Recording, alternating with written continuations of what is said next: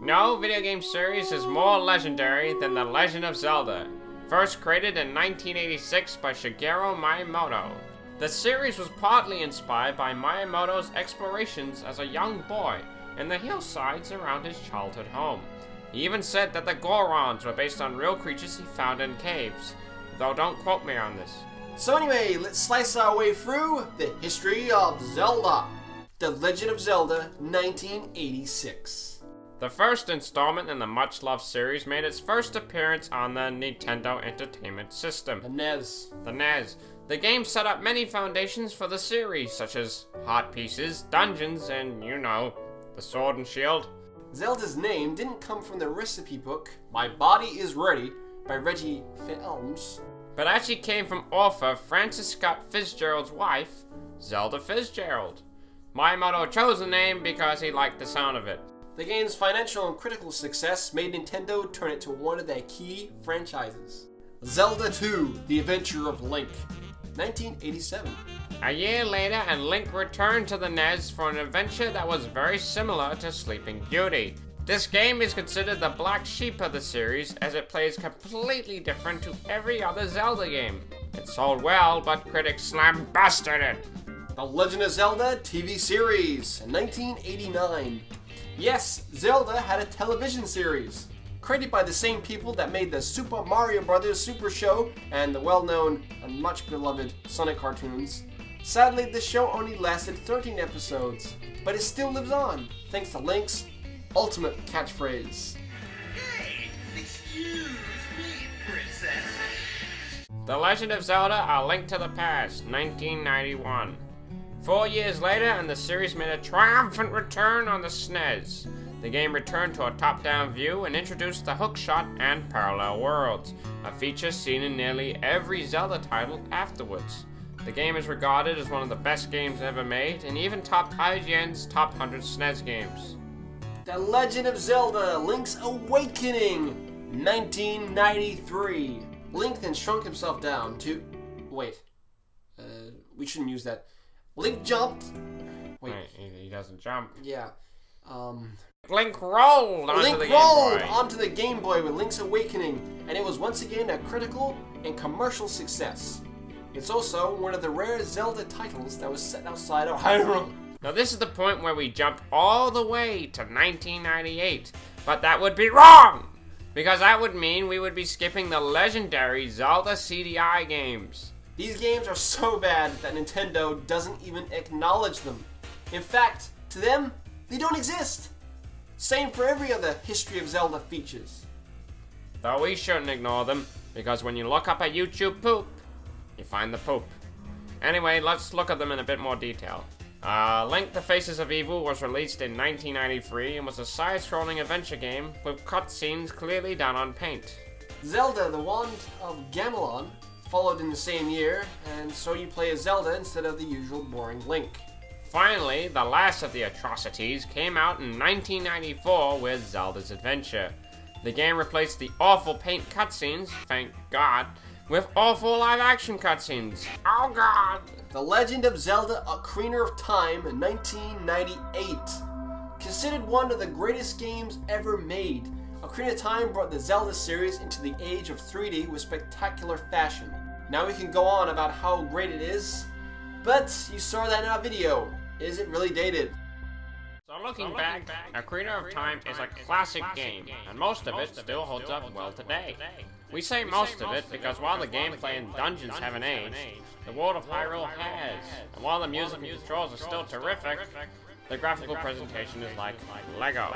The Legend of Zelda: Link's Awakening DX, 1998. Nintendo returned to their Game Boy Classic and remade it, this time in color. The game included a few new additional features, such as a brand new color dungeon. The two versions combined sold 6 million units. The Legend of Zelda: Majora's Mask, 2000. Desperate to create a new Zelda title to appease a public demand, Nintendo got to work on a new adventure using Ocarina of Time engine. The game is perhaps the darkest Zelda title, with a story about Link having only 3 days to stop the moon from crashing into Earth. The game was completed within a year and once again received gigantic praise from critics and fans. The Legend of Zelda Oracle of Seasons and The Legend of Zelda Oracle of Ages 2001. Nintendo gave the reins to Capcom for a change to produce free, count 'em, free, interconnected Zelda games. And the interconnectivity works something like this. Say I got a password from Oracle of Seasons. I can then use that password in Oracle of Ages to unlock a new item. It was a neat feature, but it was so complex that the planned third game had to be scrapped. The Legend of Zelda: A Link to the Past and Four Swords, 2002. Nintendo resurrected one of their classic games for the Game Boy Advance. However, the real enticing feature was multiplayer Zelda for the very first time. Four Swords enabled 4 players to work together to solve puzzling dungeons, and it was an idea Nintendo went back to 2 years later. The Legend of Zelda The Wind Waker 2002. Nintendo shocked fans and even my pet hamster when they unveiled the new look for the next Zelda game. People were shocked because at Space World 2000, they showed something that looked like this.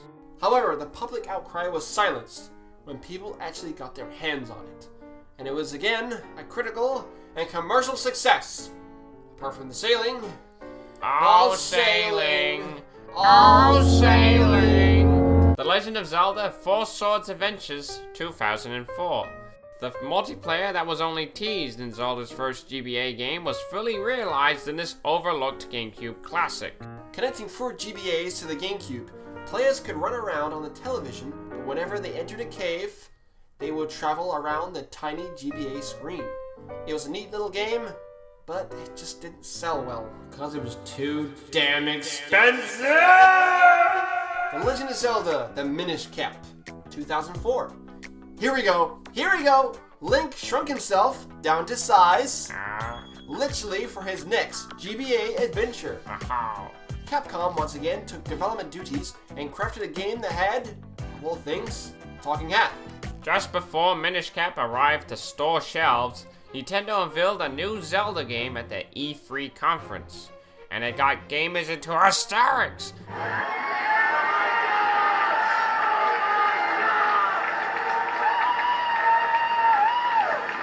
Finally giving them the Zelda game they always wanted.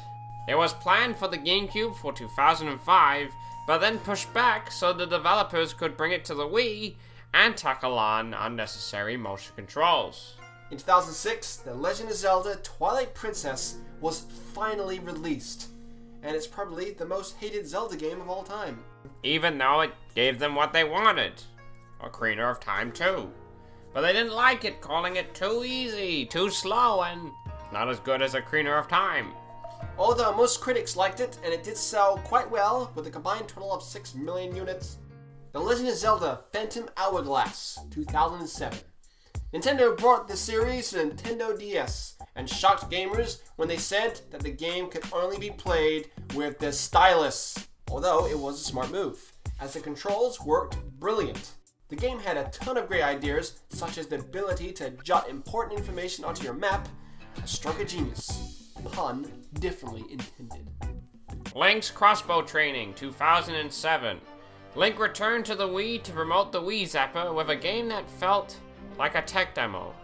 It wasn't all bad though, it was bad. The Legend of Zelda Spirit Tracks 2009. Spirit Tracks stuck Link in a train instead of a boat. However, the game was far superior to its predecessor, with better dungeon designs, more brain-scratching puzzles than you could throw a hyena at, and a more entertaining plot. The game sold a measly 2 million units, but critics and gamers lapped it up! 2010 saw no new releases for the Zelda series, but the next year was the series' 25th anniversary, and Nintendo were gonna make sure they celebrated in style, unlike Super Mario. To start it off, The Legend of Zelda Ocarina of Time saw a 3D remake on the 3DS. The game received critical acclaim and is currently regarded as the best 3DS game available, which shows you just can't beat the classics and that the 3DS library currently sucks. The best game is a remake of a 13-year-old game? Wow. Shortly afterwards, in September, Nintendo released The Legend of Zelda Four Swords Anniversary Edition for the DSi. The game is an up-to-date port of the original GBA version, but features new levels and all-new single-player mode. Finally, we have The Legend of Zelda Skyward Sword coming out this November. It makes full use of the Wii Motion Plus accessory and allows players true one-to-one swordplay for the very first time. It currently looks the business, but if it flops, Shigeru Miyamoto says there'll be no more Zelda games. And we are not joking. So there you have it. A gaming franchise has continuously grown over its 25 years, but in some cases still remains locked in its ways, such as its unwillingness to have any voice acting. We're sure that the series will prosper for many more years to come, but from Honest Review and myself, we bid farewell. Bye-bye, and don't forget to buy Skyward Sword when it comes out. And Sonic Generations. Oh yeah, that's another series celebrating its anniversary. Sonic the Hedgehog!